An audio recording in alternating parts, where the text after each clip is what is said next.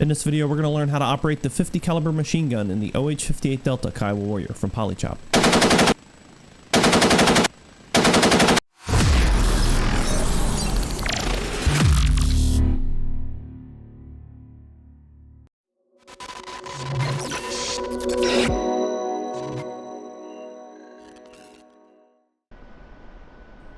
The footage used in this video is pre-release software and is intended for promotion and training purposes.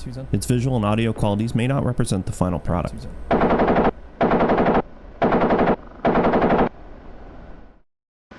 Alright guys, welcome aboard the OH-58 Delta Kiowa Warrior from Polychop for DCS World.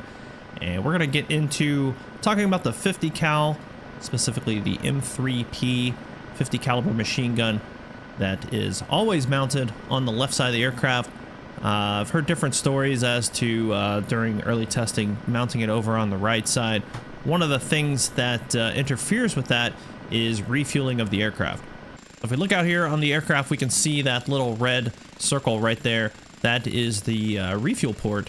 So if we look on the other side of the aircraft, we can see that that would be covered up by the ammo can. Now, obviously, we could come up with creative ways of changing it, but it doesn't really matter because it's not our job. The bottom line is this is where the gun is mounted. So you've got a ammo hopper there on the left side, which holds about 500 rounds. And then you've got this flex chute that holds about 24. I'm going off the memory on that one. So really you could have more than 500 rounds. Typically we would not even carry that much because I'm digging real deep. I want to say it was about 30 pounds for 100 rounds of 50 cal. So it was a lot of ammo to carry around. And generally in Iraq and Afghanistan, we didn't need that much ammo. We really just needed fuel and time on station. But the M3P, a little backstory on this weapon system. This actually kind of came off of the Avenger Humvee anti-aircraft system, which if you're familiar with the Avenger, it's a Humvee with a turret on the back, and it had Stinger pods, which you may not know is there was actually a 50 caliber underslung under those pods. And as the Avenger was coming out of service, whoever manages things, the PM for the Kiowa, somehow got a handle on these guns. And before that, we had the old M2, the Mongoose 50 cal, which dates all the way back to World War II.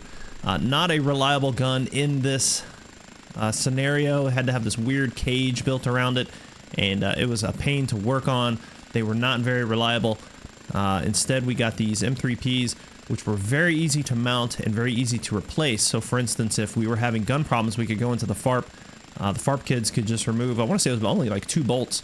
They could pop that thing right off and put a new gun on, no problem. Whereas it was a pain to work on the old 50 cal with the cage. All right, so first thing we need to do is just set up the gun.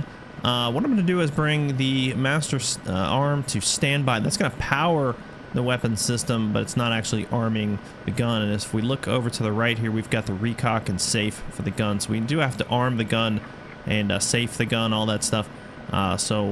Again, if we pull the trigger, we're not going to get a firing solution because we're not actually sending an impulse to the gun. All right, I'm going to use my weapon switch, and I'm going to select the weapons page.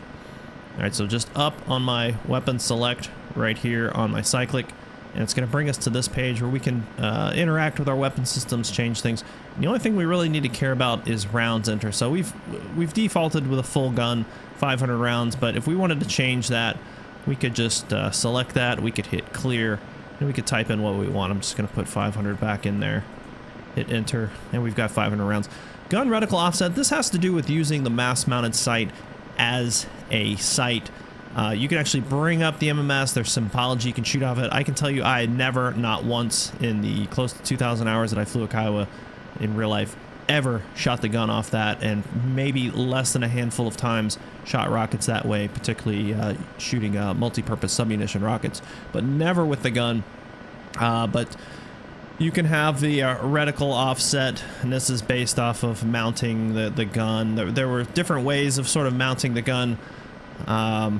We're not messing with any of that, so there's really no reason to touch this at all, and all this other stuff is for the missiles that we have on board. So right now the gun is set. All we got to do is go out to the range, arm the system, and then we can execute gunnery ops.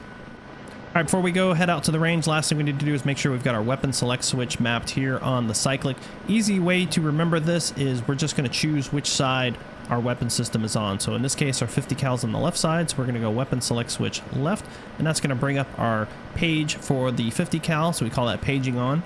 And if we wanted to bring up our weapon system on the right, in this case is Hellfires, we're going to go to the right on the weapon select switch, and we've paged on the Hellfires. If we had rockets, then it would go to rocket symbology for whichever side is on. So to recap, we've got to bring the system armed, we've got to arm the gun if we're using the gun, and then we've got to page on to the gun, and we're ready to shoot. But as I head to the range, funny story about that recock. When I was in Iraq, we got a new software upgrade. And what we didn't know was that if you were what we call paged on when we select a weapon system, so right now I'm paged on to the gun, but if you were paged on to rockets, which I don't have on board, and you hit the recock, what it would do is send an impulse into the system and actually fire a rocket. And we discovered this by accidentally shooting a friendly range that was on a nearby fob. Guys took off. Luckily, and this was always an important thing, is point your nose somewhere safe when you're arming the system. They went to recock the gun, which is pretty standard, just to make sure that it's seated around properly, and a rocket suddenly shot out. And I actually had that happen to me about the next day before anyone really kind of was figuring out what was going on. Luckily, we were on the range and went to recock the gun, not realizing that the pilot had switched over from gun to rocket. And we ended up shooting a rocket. I was very, very confused as to why a rocket had been shot, and we kind of figured out what was going on. All right, so we're arrival at the range that I've set up here. It's just a few trucks scattered out in this field. I've got a little FARP set up right over there. Just some trucks to rearm, refuel, but we're already armed and fueled up, so we're just gonna roll in with guns. But as we get set up, a couple things to talk about. One, you're just going to kind of feel where the gun's going to shoot. I know you're probably going to hyper focus on this mark right here, and a lot of guys flew with that. I personally did not. I didn't like it when people put it up there, because sitting height matters, right? So as I move, it's changing, and I'm a tall guy, so it never worked. So if I shoot the gun, the bullets are not going to land anywhere near that, but my eyes are drawn to it and makes me think that it's something. So I have to try to purposely ignore that. Hey guys, Kazma from the editing floor. One thing I did want to point out, I didn't know it at the time when I made the video, I just learned it recently, is you can actually move this. So you can move it left and right, up and down. At the time of making this video, you can't remove it. I know there's been some comments of people that it can be a little bit distracting, and I understand that. I personally never really liked to fly with this. I just kind of used the force when I shot, but nevertheless, you can move it. I'm just right click to move it to the side, left click to move it up and down, or you can use the scroll wheel on the up and down. As of stands right now, you cannot remove it. They may add that in later, just depends. It's sort of a thing that's kind of low on the priority list of having that option. So one thing that you can do is kind of play with it before you take off, or what you could do is actually do a test fire run. So do a bump, shoot, and then put this roughly where the rounds are hitting. I played with that later, and it worked perfectly good to get you honed in. So anyway, just wanted to add that in before we go into the rest of the video, at which point I am just making adjustments based off of where this is located in the aircraft. I'm not making any adjustments to this, so that's why you're going to see me aim a little bit up and left of this mark. Thanks. But all you're going to do is point and shoot this gun. It makes a lot of sense to be in forward flight and really to be in a dive. You're going to get a smaller beaten zone. So we're going to roll in on this range. Let me make sure that the weapon systems are armed. I don't need to do it, but I'm going to recock because I'm a creature of habit. Gun is recocking, so it's basically ejecting a shell, putting a new one in, so we know that we're fresh. And all we're going to do is roll in, try to identify some targets, and see if we can squeeze off a few good rounds. Alright, so I'm going to pull in the power. I'm going to sort of set it and forget it. I'm trying to get my airspeed up as best I can. I've got a target right there in the field, so I'm just going to start not an aggressive climb, but more than a gentle climb. That airspeed's going to bleed off. We're trading it for altitude. We're going to sort of come over the top. I'm not going to be too aggressive on that turn and make a negative G maneuver. And now I'm going to shoot the gun. Alright, those were good hits. And now I'm going to transform that altitude that I generated back into airspeed.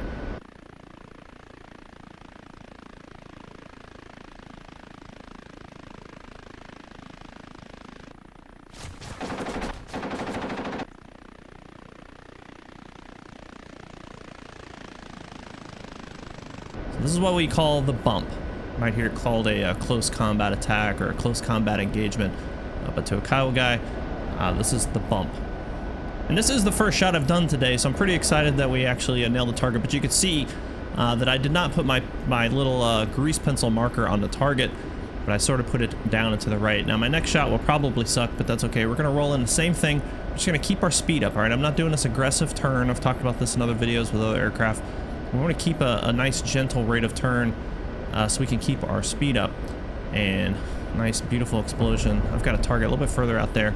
And really what we're trying to do is we're using this time to get lined up, get everything in trim, trying to build up that speed, trying to use the terrain to protect ourselves, to mask ourselves.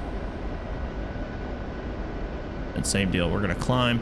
We're going to aim with the Cyclic. We want to keep the aircraft in trim and get that nice climb going. I'm probably getting to about 60-50 knots before I start to let the nose come back down and start shooting. Alright, I got a little too aggressive on that and kept going. You don't want to get target fixation. If you miss, you miss. That's fine. Pull off the target. You don't want to overfly the target. You don't want to make continue on like I did. So we'll just use that as a what not to do.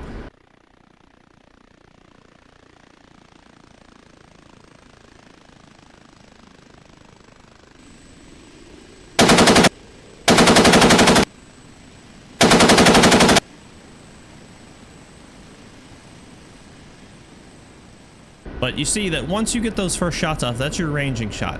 And if it's close enough, you can make some quick cyclic and pedal adjustments. You can get them back onto the spot. But if not, save your rounds. You've only got a few. So we can look here at the symbology that we've got pulled up, and it says that we have 431 rounds. Now, it doesn't know exactly. There's not like a counter in there. It's kind of going off of impulses of the gun. In fact, if I recall, I think it has more to do even with something to do with vibration. I don't remember exactly, so don't quote me on that, but the bottom line is there is not a counter in there that tells you 100% you have 430 rounds. It's sort of an estimate that it's going off of, but it's giving us a good idea of what we've got left. But we want to use our rounds sparingly, so let's go roll one more time for a bump, see if we can get some rounds on target, and then we'll talk about other engagement styles.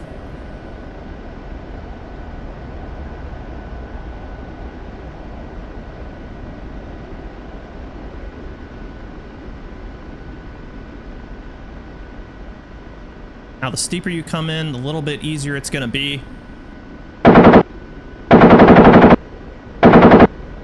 Because you're going to have a smaller beaten zone. All right, now we talk about the circle of action. I've talked about this again in videos before. But as you're heading towards something, it isn't moving, everything else is, right? So I'm going to head towards this building. And yeah, the building's getting bigger, but it's not moving left and right like everything else is. And so it's sort of the same concept of your target when you're in the bump. Is that you're looking for that circle of action. You're looking for that part on the ground that isn't moving, and that's generally speaking where your rounds are probably going to land. And of course, a big thing to think about is keeping the aircraft in trim, because if it's not in trim, the guns are going to go wherever they're going to go, wherever they're pointing. All right, so another engagement style is the running engagement. So we're not going to bump necessarily. I'm just kind of bumping up just to get some altitude. We're going to go for that second guy way out there. All right, so we've got a smaller beaten zone. It's going to be a harder shot. All right, so we're coming in just kind of a running engagement. I'm going to start shooting, get some range in, sort of make some adjustments as we go, and then I'm going to break out. That gives you a little bit more time to shoot. You're not panicking to get the rounds on target as you are in a bump, but it's a lot harder to be accurate. We did actually score some hits on that guy, which I'm, again, proud of myself, but it's not the easiest way to shoot. Now, the last way you might engage with the 50 cal is from the hover. And this was something that I only ever did in gunnery for scoring. It certainly wasn't something that we would do in combat. This is a time where you might probably use the sight. I'm not going to mess around with the sight mainly because I'm just here by myself, but two, I don't think that there's that much value in it, but we'll just talk a little bit about it. We do have stability control augmentation for this aircraft. However, we don't have a lot of hold modes, so we're having to fight the aircraft, fight the hover, fight the pedals. If we can't get rounds on target. I can't even see the target. There we go. All right, so we've got one right out there. So again, trying to do it from a hover, it's almost impossible because again, the gun doesn't articulate at all. So any movement that we want for the gun, we've got to do from a moving platform. Now I would argue that technically we're hovering right now because we're below effective translational lift. So I'm gonna just keep just a little bit of speed up and then just start shooting. Try to work targets. As you can see, I'm having to fight the pedals. And I ended up speeding up anyway, but I had to do it because I had to push the nose down. Oh, we actually got that guy. We had to push the nose down, but you can see just hovering engagement. It's a lot of power. You're using a lot of fuel. You're easy to get shot back at. And of course, the AI in DCS will nail you from that range, no problem. So you don't want to do it from a hover. I would say avoid that at all costs, but it may be something that you just want to play around with. Anyhow, guys, as you can see, shooting a 50 cal is super easy off the OH-58 Delta. It just takes a little bit of practice, but getting it set up, very simple to do. Again, use that trick I showed you with the aiming reticle, and you'll be getting warheads on foreheads in no time. Big thanks to YouTube and Patreon members for supporting the channel. Thanks to you guys for watching. Take it easy.